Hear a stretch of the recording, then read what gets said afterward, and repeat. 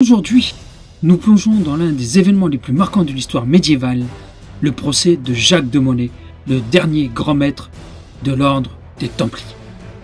Préparez-vous à découvrir les mystères, les complots et les vérités qui entourent la fin d'un des ordres les plus légendaires de l'histoire.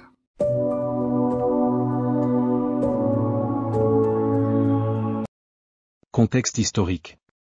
Pour comprendre le procès de Jacques de Molay, il est essentiel de revenir sur le contexte historique des Templiers. Fondé au début du XIIe siècle, l'ordre des Templiers a été créé pour protéger les pèlerins en Terre Sainte.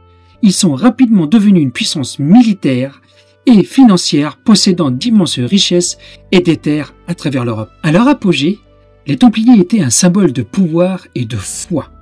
Mais leur prospérité a également suscité la jalousie et l'hostilité. Au début du XIVe siècle, ils étaient environ 15 000 Templiers, dont 2 000 en France. Lorsque le roi de France Philippe IV le Bel décide de s'attaquer à l'ordre pour s'emparer de ses trésors, le roi et ses légistes étaient certains de trouver une complicité dans l'opinion publique. Irrités par la richesse de l'ordre du Temple, mais aussi par le mystère de ses cérémonies, qui donnaient à l'ordre une allure de société secrète et rendaient possible toutes les calomnie. L'arrestation des Templiers. Il faut savoir aussi que le roi Philippe IV le Bel et Clément V ont été en Charente. Alors, j'ai un petit document. Le roi Philippe le Bel fait étape avec sa cour, composée de plus de 300 personnes, le 6 décembre 1303 à Nanteuil-en-Vallée. Pourquoi? Parce que je pense qu'il commençait déjà à réfléchir à trouver toutes les commanderies templières de Charente pour pouvoir ensuite donner l'ordre quelques années plus tard pour les arrestations, c'est-à-dire d'aller directement dans les plus grosses commanderies, d'arrêter les plus importants templiers, qui s'est fait très rapidement. Et aussi, il faut savoir que le futur pape Clément V a y séjourné aussi en décembre 1304. Durant la nuit du 13 octobre 1307, sur ordre du roi Philippe IV le Bel, des centaines de Templiers ont été arrêtés à travers la France. Jacques de Molay, le grand maître, a été capturé à Paris. Les accusations portées contre eux étaient graves: hérésie, idolâtrie et sodomie. Les Templiers furent soumis à des interrogatoires brutaux et à des tortures pour obtenir des aveux. Beaucoup cédaient à la douleur, mais Jacques de Molay resta ferme, niant toutes les accusations. Ensuite, pareil, Clément V, ébranlé par ses aveux, ordonna aux princes chrétiens d'arrêter les Templiers de leurs États, donc autres pays, en janvier et mai 1308. Puis le pape se révisa, confiant à des commissions ecclésiastiques le soin d'une contre-enquête, au cours de laquelle les Templiers se rétractèrent. Mais le faible Clément V n'était pas de taille à résister longtemps au roi Philippe IV le Bel, qu'il avait mis sur le sien siège en plus. Aussi bien les légistes de Philippe le Bel s'employaient-ils à créer un climat de terreur. Le procès de Jacques de Molay. En 1310, le procès de Jacques de Molay et de ses compagnons débuta. Les preuves étaient souvent fabriquées et les témoignages étaient obtenus sous la contrainte. Jacques de Molay, bien que soumis à une pression immense, maintint son innocence. J'ai un document avec moi qui parle du procès du maître des Templiers, Jacques de Molay, qui est très intéressant. Je vais vous le lire parce que ça vaut le coup. Monsieur Paul Violet donna une première lecture d'un mémoire intitulé Les interrogatoires de Jacques de Molay, grand maître des Templiers. L'attitude du grand maître au cours de divers interrogatoires qu'il eut à subir lors du fameux procès des Templiers est singulièrement étrange et vraiment énigmatique.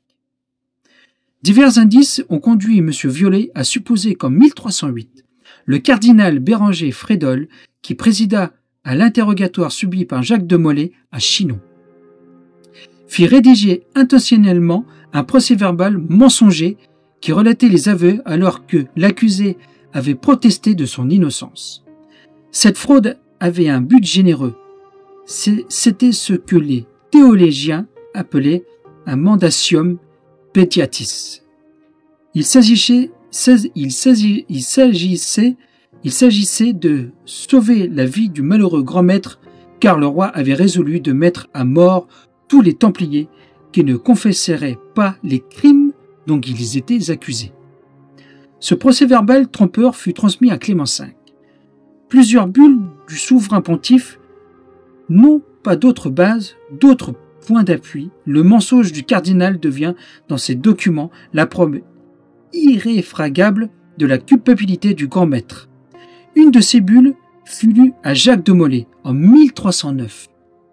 Lors d'un nouvel interrogatoire par devant une commission pontificale, à cette lecture, le grand maître sursauta, indigné, et proféra des propos violents qui demeurent énigmatiques et vraiment inexplicables si l'on ne songe au Mendacium Pediatis, au mensonge compatissant du cardinal Béranger qui a donné d'autres preuves de sa bonté d'âme. Lors d'une de ses déclarations, il a affirmé « Je préfère mourir que renier ma foi ».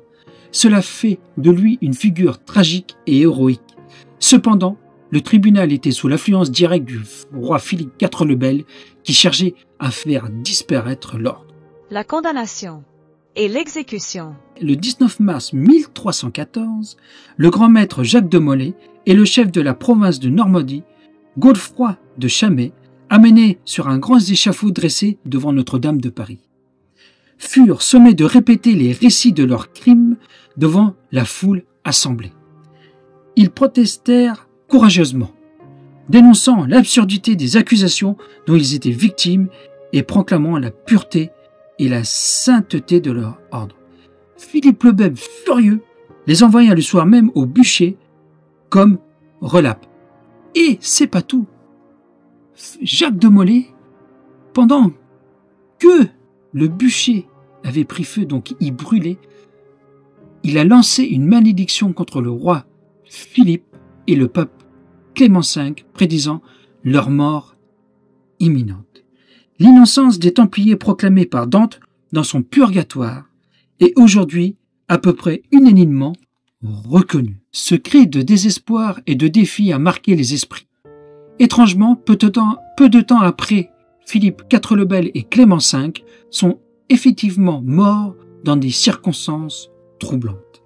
C'est pour vous dire que Philippe IV le Bel et Clément V ont vraiment éradiqué un ordre de foi, parce qu'il faut savoir que les Templiers étaient des moines combattants, des anciens, beaucoup étaient d'anciens chevaliers, mais croyaient en Dieu. Leur principale prière, c'était Dieu, aider les hommes et surtout protéger le pape. Les conséquences du procès. Le procès de Jacques de Molay et la dissolution des Templiers ont eu des répercussions durables. L'ordre a été dissous et leurs biens furent confisqués par le roi. Les derniers vestiges de l'ordre ont disparu, mais leur légende perdure. Mais attention, les Templiers n'ont pas tout à fait disparu, et ça je vous raconterai ça dans un nouvel épisode. Les Templiers ont inspiré de nombreuses œuvres littéraires, films et théories du complot. Leur héritage est toujours présent aujourd'hui, des sociétés secrètes aux légendes urbaines. Conclusion. Pour conclure, le procès de Jacques de Molay est non seulement un chapitre tragique de l'histoire médiévale, mais aussi un symbole de résistance face à l'injustice.